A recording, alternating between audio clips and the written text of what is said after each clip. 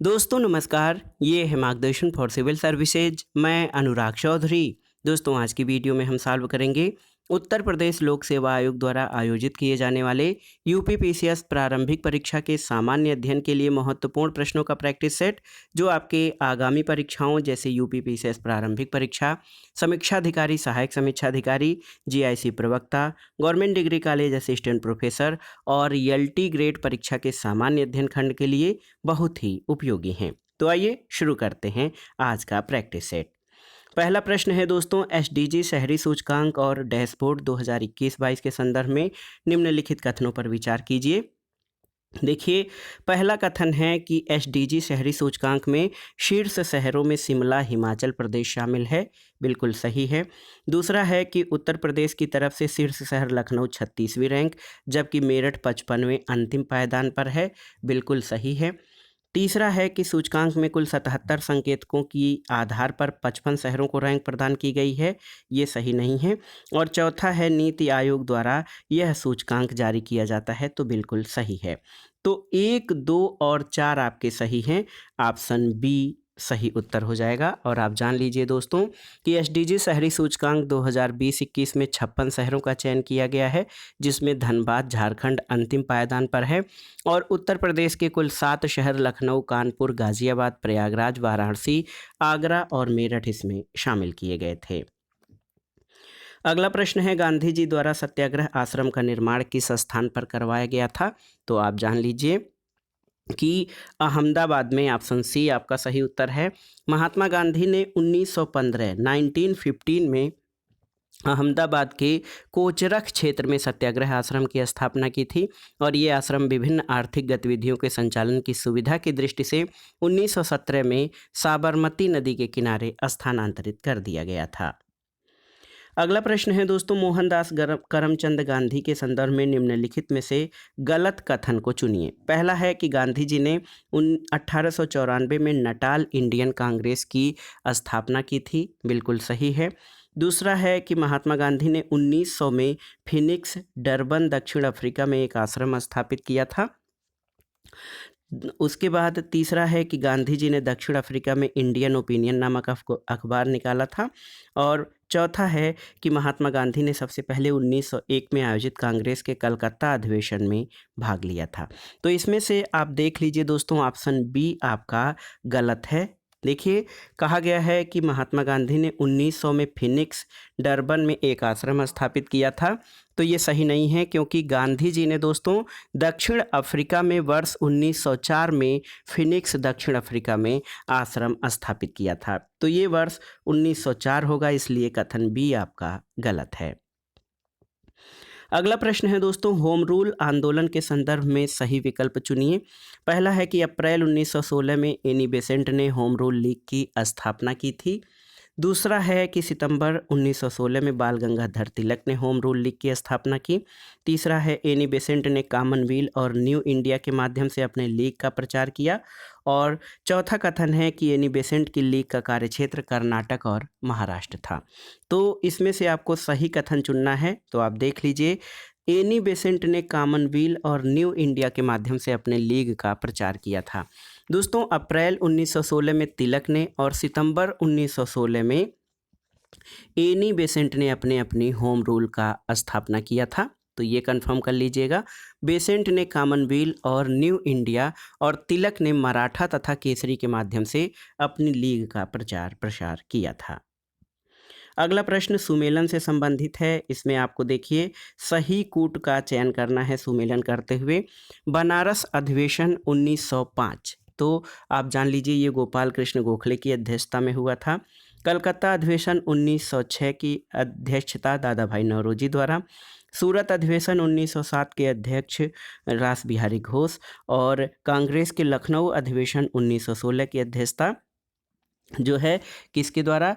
अंबिका चरण मजूमदार के द्वारा की गई थी। बहुत ही महत्वपूर्ण प्रश्न है दोस्तों। आप देखिए 1916 के लखनऊ अधिवेशन की अध्यक्षता किसके द्वारा की गई थी? तो अंबिका चरण मजूमदार के द्वारा। तो यहाँ पर 1, 2, 3, 4 ये आपके सीधे सीधे ऑप्शन ए सही उत्तर हो जाएगा। अगला प्रश्न है दोस्तों, बंगाल विभाजन 1905 के संदर्भ में निम्नलिखित विकल्पों में से सही विकल्प का चुनाव कीजिए। पहला कथन है आपका, देख सकते हैं 20 जुलाई 1905 को बंगाल विभाजन का निर्णय लिया गया। 20 अक्टूबर 1905 को बंगाल का विभाजन प्रभावी किया गया। 12 दिसंबर 1911 को बंगाल विभाजन रद्द किया गया, या उपर्युक्त सभी। तो सही विकल्प है 12 दिसंबर 1911 को बंगाल विभाजन रद्द किया गया था। दोस्तों, ब्रिटिश सरकार ने 19 जुलाई 1905 को बंगाल विभाजन के निर्णय की घोषणा की। 7 अगस्त 1905 को कलकत्ता के टाउन हॉल में स्वदेशी आंदोलन की विधिवत घोषणा हुई और 16 अक्टूबर 1905 को बंगाल विभाजन प्रभावी हुआ था और इस दिन बंगाल में शोक दिवस को राखी दिवस के रूप में मनाया गया था। और आप जान लीजिए दोस्तों, 12 दिसंबर 1911 को दिल्ली दरबार में बंगाल विभाजन रद्द किया गया। कलकत्ता की जगह दिल्ली को भारत की राजधानी बनाया गया, जबकि ओडिशा और बिहार को अलग प्रांत बना दिया गया था। अगला प्रश्न है, निम्नलिखित में से कौन फरवरी 1918 में स्थापित यूपी किसान सभा से संबंधित नहीं थे? इंद्र नारायण द्विवेदी, मदन मोहन मालवीय, गौरी शंकर मिश्र या प्रताप नारायण शुक्ला? तो सही उत्तर आपका हो जाएगा प्रताप नारायण शुक्ला। दोस्तों, आप जान लीजिए कि अवध में होम रूल लीग आंदोलन के कार्यकर्ता काफ़ी सक्रिय थे। इन्होंने किसानों को संगठित करना शुरू किया। संगठन को नाम दिया गया किसान सभा और फरवरी 1918 में इंद्र नारायण द्विवेदी, गौरी शंकर मिश्र और मदन मोहन मालवीय के प्रयासों से यूपी किसान सभा की स्थापना हुई। प्रताप नारायण शुक्ल इसमें शामिल नहीं थे। अगला प्रश्न है, 1936 में लखनऊ में अखिल भारतीय किसान सभा का प्रथम अध्यक्ष किसे चुना गया था? बहुत ही महत्वपूर्ण प्रश्न है आपके लिए। ऑप्शन है इंदुलाल याग्निक, स्वामी सहजानंद सरस्वती, NG रंगा या बाबा रामचंद्र? तो सही उत्तर है स्वामी सहजानंद सरस्वती। अप्रैल 1936 में लखनऊ में अखिल भारतीय किसान कांग्रेस की स्थापना हुई।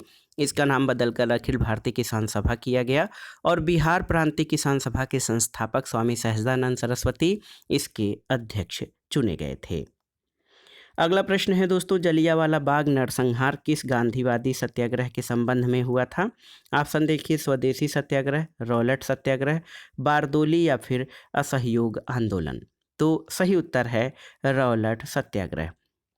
दोस्तों, रॉलेट एक्ट मार्च 1919 में लागू किया गया, जिसके विरुद्ध गांधी जी ने 6 अप्रैल 1919 को देशव्यापी हड़ताल का आयोजन कराया था और जलियांवाला बाग अमृतसर में 13 अप्रैल 1919 को शांतिपूर्ण जनसभा में जनरल डायर ने नृशंस नरसंहार करवाया था और इस घटना के बाद रविन्द्रनाथ टैगोर ने नाइट की उपाधि का त्याग कर दिया था। अगला प्रश्न है, निम्नलिखित में से किसका संबंध खिलाफत आंदोलन से नहीं था? देखिए, शौकत अली, मोहम्मद अली, महात्मा गांधी और मोहम्मद अली जिन्ना? तो सही उत्तर क्या हो जाएगा? मोहम्मद अली जिन्ना। दोस्तों, मोहम्मद अली जिन्ना का संबंध खिलाफत आंदोलन से नहीं था। खिलाफत आंदोलन भारत में मुख्यतः मुसलमानों द्वारा चलाया गया राजनीतिक धार्मिक आंदोलन था और इस आंदोलन का उद्देश्य तुर्की में खलीफा के पद की पुनः स्थापना करने के लिए अंग्रेजों पर दबाव बनाना था। इसको प्रारंभ करने का श्रेय अली बंधुओं शौकत अली, मोहम्मद अली को दिया जाता है। महात्मा गांधी ने अखिल भारतीय किसान खिलाफत सम्मेलन की अध्यक्षता की थी, जबकि मोहम्मद अली जिन्ना खिलाफत आंदोलन को देश की स्वतंत्रता के आंदोलन से जोड़ने के विरोधी थे।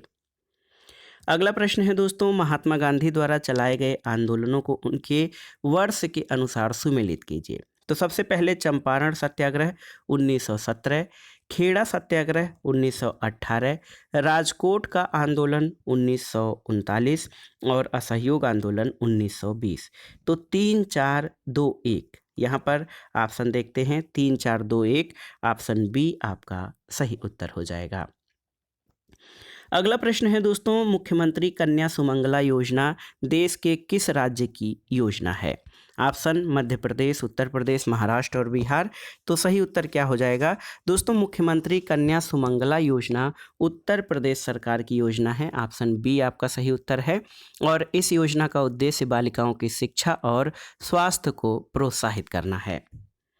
अगला प्रश्न, रतले पनबिजली परियोजना भारत के किस नदी पर स्थित है? तो सही उत्तर क्या हो जाएगा? चेनाब नदी। दोस्तों, रतले पनबिजली परियोजना केंद्र शासित प्रदेश जम्मू कश्मीर के किश्तवाड़ जिले में चेनाब नदी पर स्थित है और 850 मेगावाट क्षमता की इस परियोजना को 20 जनवरी 2021 को केंद्रीय मंत्रिमंडल द्वारा मंजूरी प्रदान की गई थी। अगला प्रश्न देखिए, महत्वपूर्ण प्रश्न है, निम्नलिखित में से कौन सी फसलें हड़प्पा सभ्यता के निवासियों द्वारा उगाई जाती थीं? आपको बताना है। ऑप्शन है जौ, आलू, तंबाकू, कपास और तिल। तो आप देख लीजिए दोस्तों, जौ, कपास और तिल। तो 1, 4, 5 इन फसलों में से जौ, कपास और तिल यानी 1, 4, 5। ऑप्शन देखिए 1, 4, 5, ऑप्शन डी आपका सही उत्तर हो जाएगा। दोस्तों, हड़प्पा सभ्यता में मिले पौधों के अवशेषों से पता चलता है कि हड़प्पा के लोग जौ, गेहूं, दाल, मटर, धान, तिल, सरसों उगाते थे।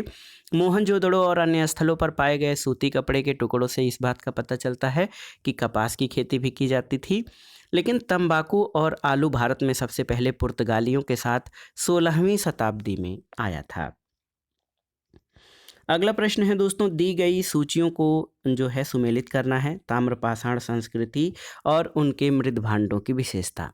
कायथा संस्कृति के जो मृद भांड हैं वो चॉकलेटी रंग के चित्र, आहार या आहार संस्कृति सफ़ेद रंग के चित्र, जोरवे संस्कृति पतले जल रंगों से सजे मृद भांड हैं और प्रभास संस्कृति चमकीले लाल मृद भांड हैं। तो इसको कैसे आप सुमेलित करेंगे? आप देखिए 1, 3, 4, 2, 1, 3, 4, 2 ऑप्शन देख सकते हैं दोस्तों, ऑप्शन बी आपका सही उत्तर है। अगला प्रश्न है, निम्नलिखित कथनों पर विचार कीजिए। विटामिन के का संश्लेषण हमारे शरीर में होता है, बिल्कुल सही है। विटामिन B12 में कोबाल्ट उपस्थित होता है, सही है। विटामिन बी जल में घुलनशील विटामिन है। तो आप जान लीजिए तीनों ही कथन सही हैं, ऑप्शन डी आपका सही उत्तर हो जाएगा। दोस्तों, विटामिन के का संश्लेषण जीवाणुओं द्वारा शरीर के अंदर कोलन में होता है। विटामिन B12 में कोबाल्ट होता है जिसकी कमी से एनीमिया रोग होता है। और विटामिन बी और सी जल में घुलनशील विटामिन है, जबकि A, D, E के ये वसा में घुलनशील विटामिन हैं। अगला प्रश्न है दोस्तों, निम्नलिखित में से कौन सा सुमेलित नहीं है? झील और देशों का सुमेलन करना है। आयर झील, आप देखिए आयर झील ऑस्ट्रेलिया में, ये आपका सही सुमेलित है। ओनेगा झील रूस में, सही सुमेलित है। बालखस झील तुर्की, ये सही सुमेलित नहीं है। रेंडियर झील कनाडा सही है। तो आप जान लीजिए बालखस झील तुर्की में नहीं, कजाकिस्तान में है और इसका क्षेत्रफल लगभग 17,000 वर्ग किलोमीटर है। तो ये कजाकिस्तान में है दोस्तों, न कि तुर्की में। तो याद रखिएगा बालखस झील कजाकिस्तान में है, तुर्की में नहीं। तो ऑप्शन सी आपका सही सुमेलित नहीं है। अगला प्रश्न है, पठार और उनके क्षेत्रों का सुमेलन करना है। आप देख सकते हैं यूकन का पठार अलास्का, अनातोलिया का पठार तुर्की में स्थित है, मालागासी का पठार दोस्तों मेडागास्कर में और मेसेटा का पठार स्पेन में। तो 4, 3, 2, 1 विकल्प मिलाइए। 4, 3, 2, 1 ऑप्शन ए आपका सही उत्तर हो जाएगा। ये बहुत ही महत्वपूर्ण प्रश्न है। पठारों का सुमेलन एक बार फिर से आप देख सकते हैं दोस्तों, पठारों का सुमेलन करना है। यूकन का पठार अलास्का में, अनातोलिया का पठार तुर्की में, मालागासी का पठार मेडागास्कर और मेसेटा पठार आपका स्पेन में स्थित है। अगला प्रश्न है, निम्नलिखित में सबसे बड़ी तट रेखा वाला देश कौन सा है? रूस, इंडोनेशिया, ऑस्ट्रेलिया या फिर चीन? तो बताइए सही उत्तर क्या हो जाएगा? सही उत्तर है इंडोनेशिया। इंडोनेशिया की तट रेखा इन विकल्पों में सबसे लंबी है। दुनिया की सबसे लंबी तट रेखा कनाडा की है, उसके बाद इंडोनेशिया, नॉर्वे, रूस और फिलीपींस का स्थान आता है। अगला प्रश्न है दोस्तों, निम्नलिखित कथनों पर विचार कीजिए। कुल्लू घाटी एक नमन घाटी है। दूसरा है कि फूलों की घाटी हिमाचल प्रदेश में स्थित है। तो ये पहला कथन गलत हो जाएगा क्योंकि कुल्लू घाटी नमन घाटी नहीं, अनुप्रस्थ घाटी है। और दोस्तों फूलों की घाटी हिमाचल प्रदेश में कहाँ पर स्थित है? तो फूलों की घाटी जो है, कुल्लू की घाटी अनुप्रस्थ घाटी है और फूलों की घाटी हिमाचल प्रदेश में नहीं। कहाँ पर स्थित है आप बताइए? फूलों की घाटी फूलों की घाटी उत्तराखंड में स्थित है। तो इसमें से दोनों ही कथन आपके गलत हो जाएंगे। कुल्लू घाटी अनुप्रस्थ घाटी है, फूलों की घाटी हिमाचल प्रदेश में नहीं बल्कि उत्तराखंड में स्थित है। ऑप्शन डी सही उत्तर हो जाएगा। दोनों कथनों में से कोई आपका सही नहीं है। अगला प्रश्न है, नीचे दिए गए कथनों में से सही कथन की पहचान आपको करनी है और दिए गए कूट के आधार पर सही उत्तर का चयन करना है। पहला कथन है आपका कि राबिया एकमात्र मुगल महिला सूफी थी और दूसरा है कि मुनिस अल अरवाह का संकलन जहां आरा बेगम ने किया था। तो इसमें आप देख सकते हैं दोस्तों, बताया गया है कि राबिया एकमात्र मुगल महिला सूफी थी, तो ये सही नहीं है क्योंकि जहां आरा बेगम एकमात्र मुगल महिला सूफी थी जबकि राबिया पहली सूफी महिला थी, इसलिए कथन एक असत्य हो जाएगा। जहां आरा ने चिश्ती संतों के सम्मान में मुनिस अल अरवाह की रचना की। विकल्प 2 आपका सही है।